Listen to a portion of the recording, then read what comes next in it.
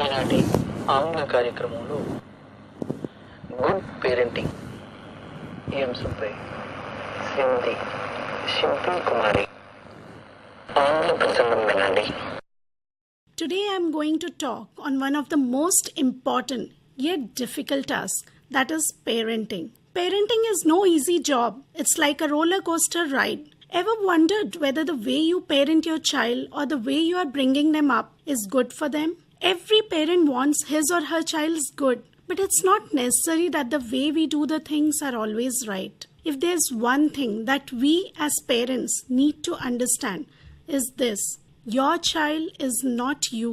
Your child is a different individual with different needs.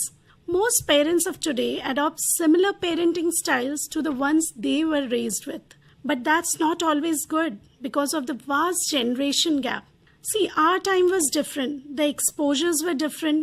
We never had the laptops or cell phones in our hand.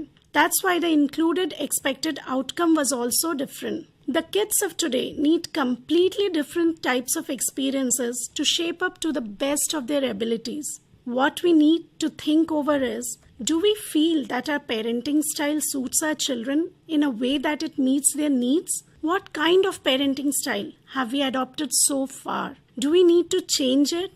While this may all sound a bit overwhelming, stick around because it's important for you to understand what's best for you and your child. There are two features of any parenting style. One is to what extent we believe the child should express themselves and practice their freedom.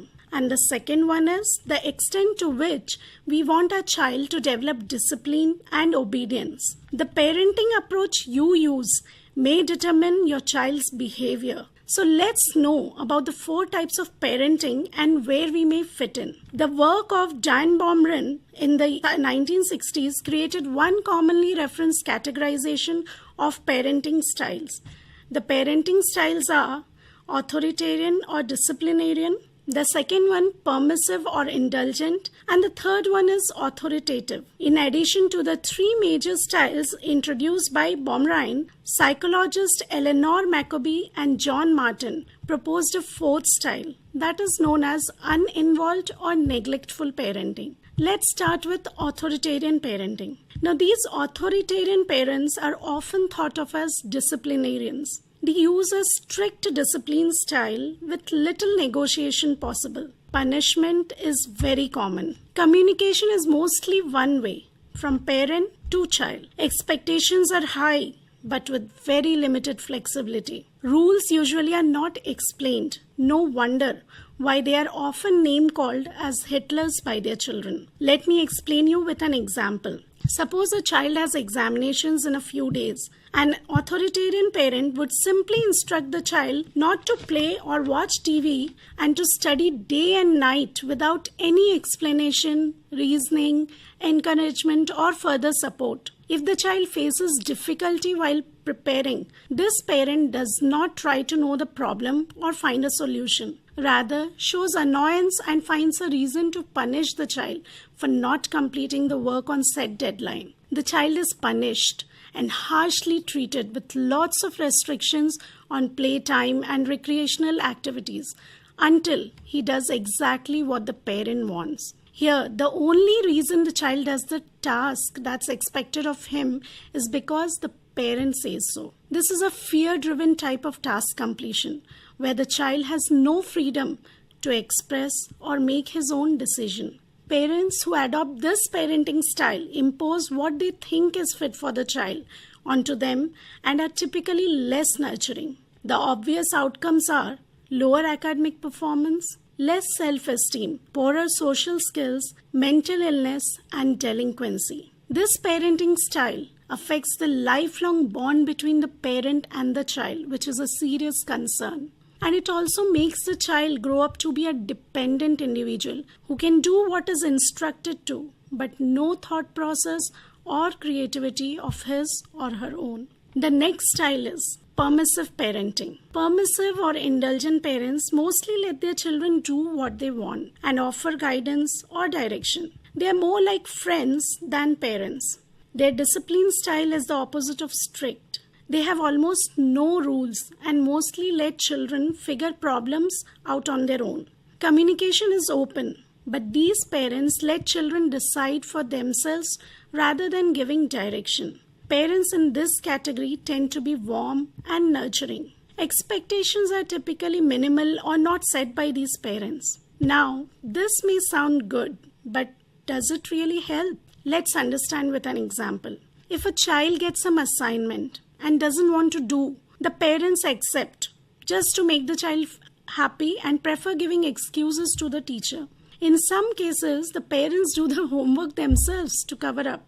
The child gets whatever he or she wants, either by crying or by commanding, and ends up getting it, which only goes on to reinforce the fact that they can get whatever they want simply by throwing tantrums. It becomes an endless cycle.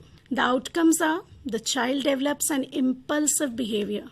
Having everything done for him or her becomes dependent and irresponsible, becomes egocentric, as habituated to get unnecessary attention, poorer social skills and problematic relationships, as finds it difficult to adjust with others or understand others' points of view, finds it hard to follow any rules or fit into any structure as they grow up.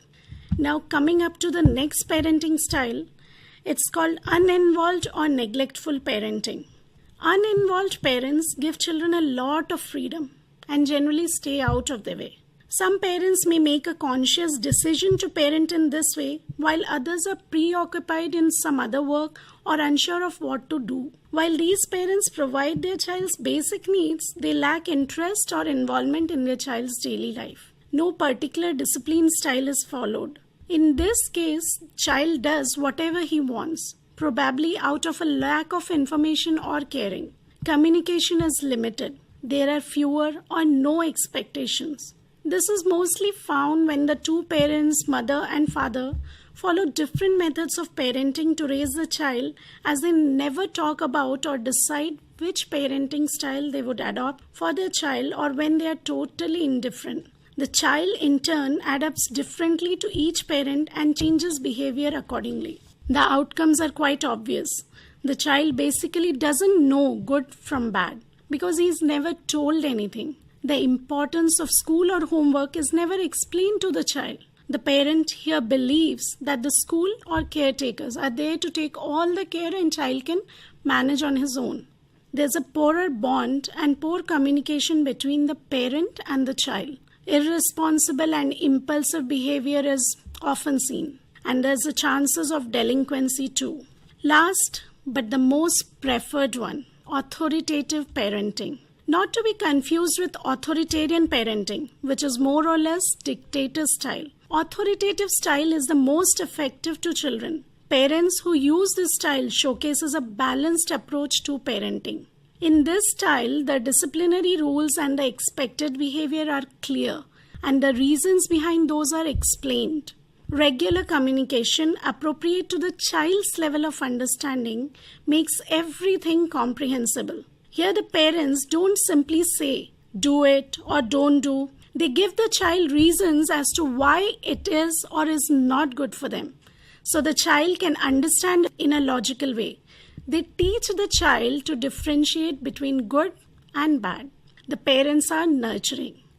Expectations and goals are high but stated clearly. The parent supports the child emotionally and physically. For example, if the child is assigned a work, the parent conveys it clearly that the child is expected to complete the assignment, but also provides guidance wherever required, letting the child choose the way to complete it. If the child has examinations ahead, the parent sits with the child and chalks out a preparation plan with mutual consent, keeping the child's capability, comfort, and recreation in mind.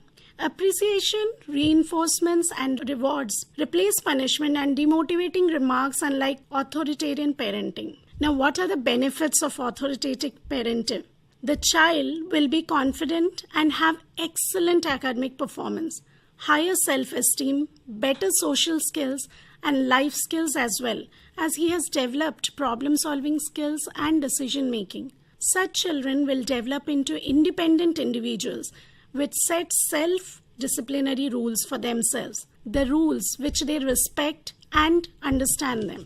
And above all, a very strong parent-child bond develops which is priceless.